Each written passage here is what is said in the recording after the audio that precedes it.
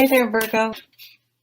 All right, well, let's get started. The Queen of Swords on the bottom, yeah, she's just going to be like, not my issue, not my issue, not my issue, and just like cut the cords, like, boom, boom, you're not my problem. I was, too nice too nice in the first place, and it's your other people's turn to deal with their stuff. So, in a way, it's kind of like mind your own business. Like, you don't have to solve other people's problems or take on their burdens. It is very nice, but it can also get to the point where it's like being the martyr, just like you're almost trying to run other people's lives. And sometimes when we do that, we're not dealing with things in our own lives because it's easy to tell other people what to do, but to actually take our own advice and do the things we tell other people to do, it's not always the same thing. At least not for me. I'm great at other people's lives. That's why I do these cards, but I don't pretend to be anywhere near perfect. I say I read these cards hoping that, maybe it will finally sink in for me. But that's being emotionally mature, not being guilted into something or shamed into something, or people using your emotions to make you feel bad if you don't help them.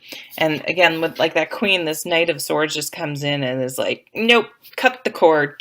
I'm not getting sucked into that. Like, I wish you well, give me a call on the phone if you need to chat, but I'm not here to solve your problems or carry this burden for you. You're robbing people of learning lessons and gaining wisdom and growing, which, is kind of what it's all about in a way. And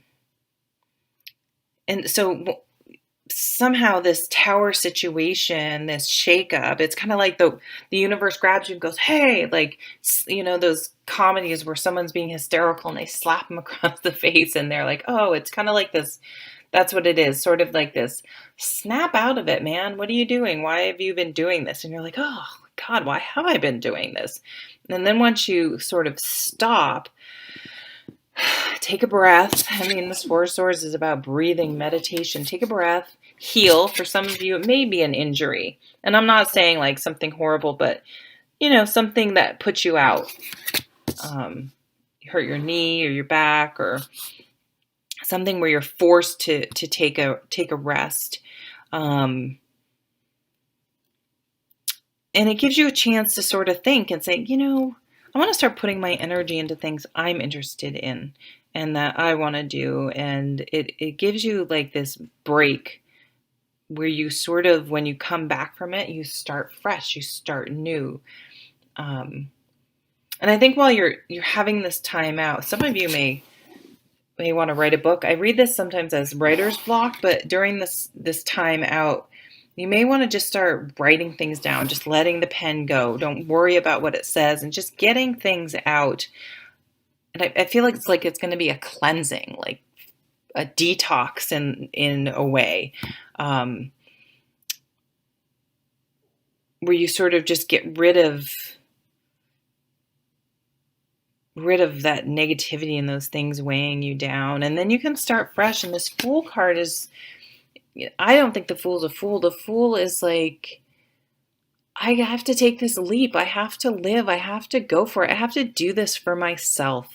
I have to start doing things for myself and living and not doing everything for everyone else. Sometimes this is like the situation's reminding me of a mom who's just like to the family, like, I'm not doing it anymore. You guys can start doing your own laundry. You can do, like, you just like, why? You know what? I don't have to do it. My kids are older. My husband is a very capable person. We both work. Why do I do it? Like, just sort of,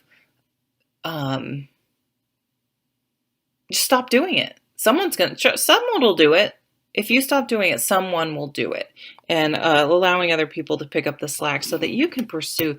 I mean, it just makes, maybe you've put something on hold and it's time to start it again. It's time to make time. Like, life's short. It's time to figure out a way to have that part of your life back again. And it's something that you do. It's either a creative pursuit, something that you you do a side business, a hobby, a creative project. Maybe you start working out. It's something. It's this Princess of Page of Pentacles.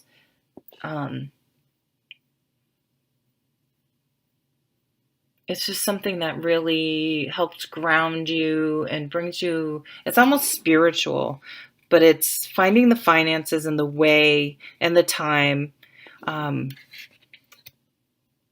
to do those things that you love to do, and finding the time and carving out that space. But it's going to have to mean letting some other things go. And it's almost like that's something you have to get in your head, that you have to give yourself permission to let go, and that is okay to not do everything and for someone else to come and pick up the slack. Or even, maybe you want to hire someone to come in and clean your home.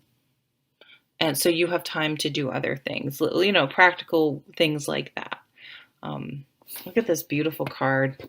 I just love it. This is just creativity, energy, motivation, inspiration, just all those wonderful creative things that come out after the tower, after you've sort of put your foot down. So this month is going to be a month of letting some things go, walking away from some situation or situations that just don't feel right anymore. So when you find yourself not wanting to be around someone, avoiding a situation, it's really time to examine that. And if it's not adding something to your life, perhaps it's time to move on, to leave it behind.